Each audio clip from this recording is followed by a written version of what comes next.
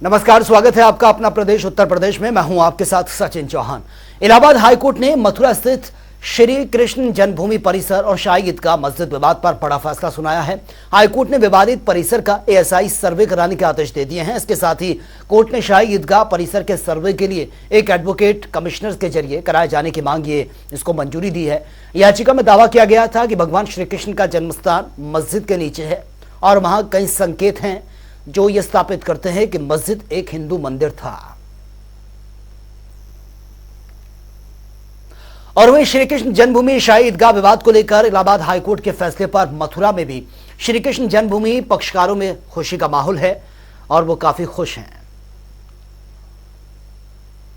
माननीय हाईकोर्ट उच्च न्यायालय का स्वागत योग्य निर्णय है और कृष्ण जन्मभूमि का सर्वे होना चाहिए, उसके लिए टीम गठित हो रही है।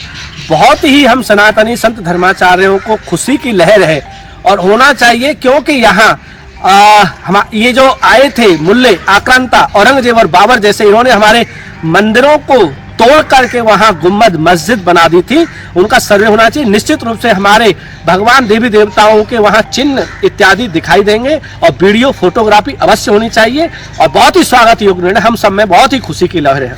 हरिओम तत्सत। ये जो है कृष्ण की अंतिम कृपा, धर्मावलंबियों का मेहनत, साहस, फल और हमारे अधिवक्ताओं का प्रयास से ये जो ऑर्डर आया है सनातन धर्म के एक मील का पत्थर होगा। इसमें दूध का दूध, पानी का पानी होगा। जितने भी चिन्ह हैं उनको सर्वेयर ऑफ इंडिया दिखा करके और प्रस्तुत करेगा। भविष्य के लिए श्री कृष्ण जन्मभूमि के मंदिर बनने के लिए ये मील का पत्थर साबित होगा। ओम शांति। अभी तो उसमें यह है कि हमने जो 711 बुक की थी तो उसका अनुसार बाद में सुनी जाएगी और सर्वे के लिए 18 तारीख को पुनः बहस होगी। क्या कौन कौन जाए, क्या कौन जाएगी, नहीं जाएगी, इस तरह का जानकारी आया है। लेकिन अभी आदेश हमारे सामने नहीं है। जब लोड हो जाएगा तो उस आदेश का अप्रूवल करने के बाद में जो भी विधिक प्रक्रिया होगी आगे की वो अपनाई जाएगी। आज बालकृष्ण लाल की जय हो गई है, जिसके लिए हम धर्मरक्षा संघ के माध्यम से अनेक वर्षों से प्रयत्नशील थे और यहाँ तक कि जब कोर्ट में कार्रवाई की समय आया तो वो भी हमने प्रारंभ किया। लेकिन बीच बीच में कई अड़चनें आई, कोई ना कोई अड़चनें आती रहती हैं, राजनीतिक, सामाजिक, कानूनी। लेकिन आज कानूनी अड़चनों को पार करते हुए हमने जिस प्रकार से न्यायालय को अपने विश्वास में लेकर अपनी पूरी दलीलें देकर आश्वस्त किया और उन्होंने जो आदेश दिया है एएसआई की जांच कृष्ण जन्मभूमि में भी होनी चाहिए, ये पहला पायदान हमने जीता है। और निश्चित रूप से आज नहीं तो कल इस मस्जिद को ध्वस्त करेंगे और यहाँ पर भव्य और दिव्य भगवान बालकृष्ण लाल विराजमान होंगे। आज जो माननीय इलाहाबाद हाईकोर्ट ने सर्वे के आदेश जारी किए, इससे संपूर्ण हिंदू समाज में बड़ा एक उत्साह का माहौल है और ये एक तरीके से हमारे हिंदू समाज की और श्री कृष्ण जन्मभूमि के केस लड़ने वालों की सबकी जीत के रूप में हम सब इसे देख रहे हैं। हमने सबसे पहला बाग मथुरा में दायर किया था और आज हम बहुत दिनों से सर्वे का कोर्ट में, मथुरा के कोर्ट में भी हमने इसके लिए एप्लीकेशन की थी, इलाहाबाद कोर्ट में भी की और आज इलाहाबाद कोर्ट ने जिस तरीके से एएसआई सर्वे के लिए आदेश किए हैं तो अब हमें लगता है कि दूध का दूध और पानी का पानी होगा और बहुत जल्दी, क्योंकि वहां पर मंदिर था और मंदिर को तोड़ के ही इस ढांचे को खड़ा किया गया है और सारे सबूत आज भी वहां विद्यमान है। तो हमें पूरी उम्मीद है कि वीडियोग्राफी में, सर्वे में वो सारे सबूत सामने आएंगे और सच खुल जाएगा। मुस्लिम समाज चाहता नहीं था ये सर्वे हो, कोर्ट ने सर्वे के आदेश देके ये बहुत उत्तम कार्य किया। इसके लिए इलाहाबाद हाई कोर्ट को बहुत बहुत मंगल कामनाएं। आज माननीय इलाहाबाद कोर्ट द्वारा बहुत ही सराहनीय फैसला आया है। अब वहां पर कोर्ट कमिश्नर के आदेश से वहां ईदगाह की सर्वे होगी और वहां जितने भी प्राचीन साख ईदगाह मस्जिद के नीचे दबे हुए हैं उन सभी की रिपोर्ट बना के माननीय न्यायालय में जमा करेंगे। ये इस फैसले से हमारी प्रथम सीढ़ी पास हो गई हिंदू पक्षी। अब वो दिन दूर नहीं जब अयोध्या की तरह मथुरा में भी भगवान श्री कृष्ण का भव्य मंदिर बनेगा, क्योंकि हमारे हिंदू मंदिर पर मुगल शासकों द्वारा अवैध कब्जा कर लिया गया था। अब इस अवैध कब्जे को हटाने के लिए कोर्ट द्वारा सर्वे का ऑर्डर हो गए। अब सर्वे होगी और दूध का दूध, पानी का पानी हो जाएगा। और वे प्रधानमंत्री नरेंद्र मोदी 17 दिसंबर को अपने संसदीय क्षेत्र वाराणसी पहुंचने वाले हैं, जहां पर पीएम मोदी के हाथों सर्वोदय धाम मंदिर का उद्घाटन यह होना है। आपको बता दें कि 2.5 लाख स्क्वायर फीट पर उस एरिया में बना यह विशाल मंदिर आकर्षण का केंद्र है। और इसके निर्माण का जो कार्य है वो आखिरी रूप ले रहा है। इसके साथ ही प्रधानमंत्री कई अन्य परियोजनाओं का लोकार्पण शिलान्यास भी करेंगे। और इसे लेकर हमारे संवाददाता धर्मेंद्र चौबे ने मंदिर के महंत संत विज्ञान देव महाराज से खास बातचीत की है। क्या कुछ इस बातचीत में रहा, ये रिपोर्ट एक बार देख लेते हैं। 18 तारीख को प्रधानमंत्री नरेंद्र मोदी का वाराणसी के सर्ववेद मंदिर पर आगमन होगा और इसको लेकर सर्ववेद मंदिर पर अंतिम रूप में चल रही है। हमारे साथ प्रखर विज्ञान देव जी हैं और इनसे जानते हैं कि किस तरीके की तैयारियां और प्रधानमंत्री के आगमन को लेके क्या क्या है और यहाँ किस तरीके से यज्ञ कुंडी होगा जिसमें प्रधानमंत्री नरेंद्र मोदी और योगी आदित्यनाथ शामिल होंगे। महाराज जी, प्रधानमंत्री जी का आगमन क्या क्या तैयारियां हैं और किस किस रूप से और यज्ञ की जो तैयारियां हैं क्या उसके अंतिम रूप दिया जाए। बड़ा ही आनंददायी क्षण है जब यह 100वां वार्षिकोत्सव जिसे हम कहते हैं शताब्दी समारंभ महोत्सव का भव्य एवं दिव्य आयोजन 17-18 दिसंबर को सर्ववेद महामंदिर के इस पवित्र प्रांगण में संपन्न होने जा रहा है। इस अवसर पर 25,000 कुंडी सर्ववेद ज्ञान महायज्ञ है, तो जिसमें से लगभग 20,000 यज्ञ कुंड निर्मित किए जा चुके हैं। लगभग 2 लाख से भी ज्यादा भाई बहन साधक साधिकाएं सबके कल्याण की कामना के साथ यज्ञ कुंड में मंत्रों की ध्वनि के बीच आहुतियों को प्रदान करेंगे, सबके कल्याण की कामना के साथ। हमारे साथ विज्ञान देव जी महाराज जी और प्रधानमंत्री का 8 तारीख को फूल नगाड़ों और 25,000 कुंडी यज्ञ और यहाँ के स्टोन और जो लाल नीले पत्थरों से निर्मित ये मंदिर भी देखा जा रहा है। इस मंदिर पे प्रधानमंत्री आएंगे, अवलोकन करेंगे और मेडिटेशन केंद्र को देखेंगे। तमाम ऐसी चीजें हैं जिसका अवलोकन करने के बाद प्रधानमंत्री यहाँ से रवाना होंगे, जिसको लेकर वाराणसी प्रशासन सहित मंदिर प्रशासन पूरी तरह तैयारी में जुटा हुआ है। धर्मेंद्र चौबे, जनता टीवी, वाराणसी। उत्तर प्रदेश की योगी सरकार प्रदेश के 8 करोड़ श्रमिकों के जीवन को बदलने के लिए संकल्पित है और इस दिशा में लगातार योगी सरकार अपने कदम बढ़ा रही है। दरअसल ये बातें सहारनपुर पहुंचे कैबिनेट मंत्री अनिल राजभर ने कही हैं। जनसभा को संबोधित करते हुए अनिल राजभर ने कहा कि मोदी और योगी सरकार निरंतर विकसित राष्ट्र की दिशा में आगे बढ़ रहे हैं।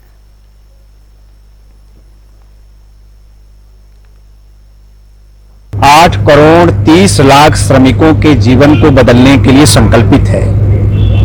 आज सहारनपुर 11 करोड़ से भी ज्यादा रुपए के हितलाभ का कार्यक्रम यहां पर आयोजित हुआ।